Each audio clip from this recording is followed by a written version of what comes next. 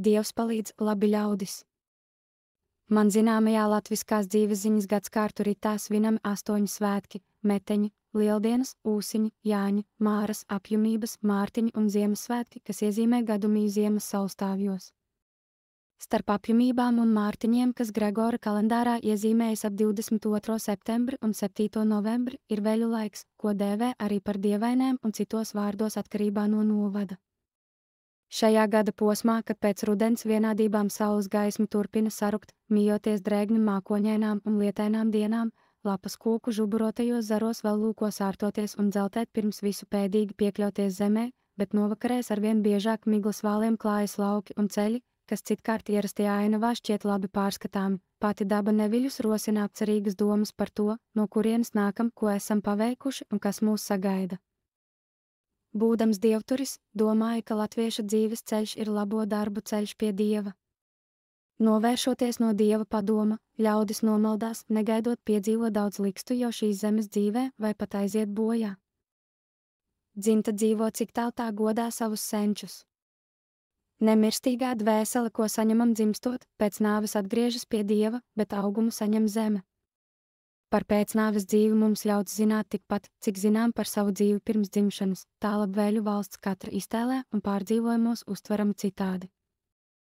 Ļaudis allaž tiekušies savu šīs zemes dzīvi kaut kā pagarināt citā pasaulē, jo bez tās izredzēm var nomocīt mazvērtības sajūta vai rasties apnikums dzīvot. Saiti, kas mūs vieno ar aizgājējiem aizsaulē, no kuras esam nākuši un kurā atkal radīsim mūža māju, latvieši nosaukuši par vēli. No Latviju dainām noprotams, ka kādu laiku pēc nāves vēlis vada cilvēkam līdzīgu dzīvi. Tuviniekiem atstātie atmiņu tēli arī turpina dzīvot viņu domās. Iestājoties nāvei, smadzeņu darbība aprimst, bet domu viļņojumi, kas radīti dzīvam esot, paliek un turpina izplatīties apkārtnē, līdz kamēr pamazām pavājinoties, tie pilnīgi izplēm. Reizumis tiekam ierosināti atcerēties, bet nezinām, kā lab tā notiek.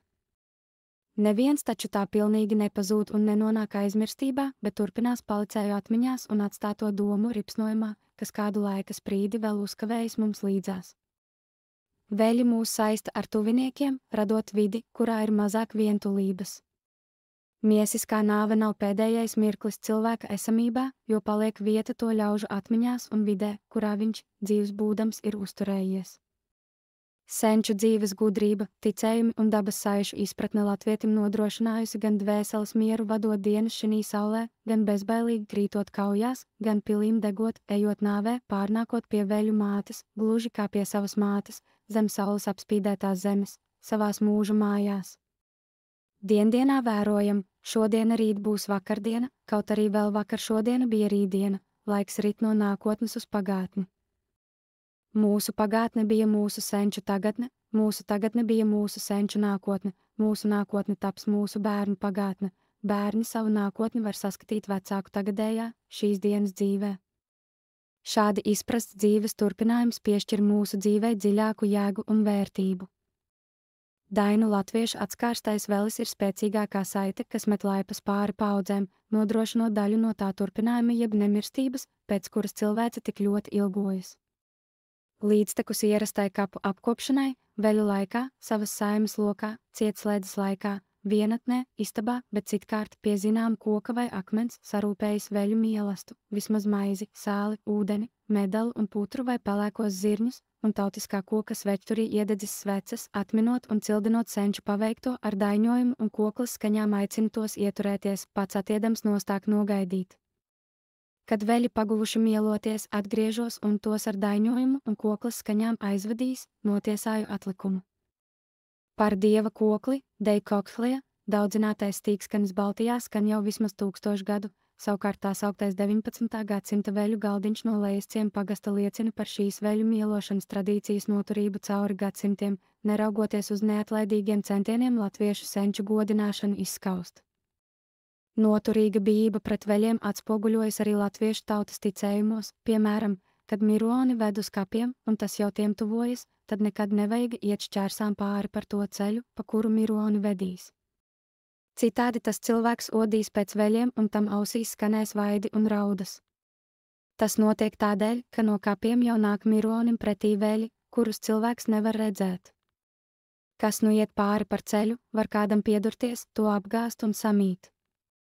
Tā zināja stāstīt Baloda vecpiebalgā. Mūsu tautas garamantās pausto latviskās dzīves ziņas dievestību jau 100 gadu pasaulē pazīst ar dievturības vārdu, un dievturi to turpina kopt, laikmetīgi pilnveidojot atbilstoši mūsdienu latviešu garīgajām vajadzībām.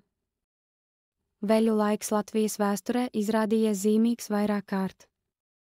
Pirms 825 gadiem, 1199. gada 5. oktobrī pieteiktais krusta karš Livonijas pagānu tautām izrādījies veltīgs, jo joprojām baltu dievestība ir dzīva. Veļu laiku ik gadu ievada baltu vienības dienu par godu Žemaišu un Zemgaļu saules kaujā gūtajai uzvarai pār krustnešiem 11236. gada 22. septembrī.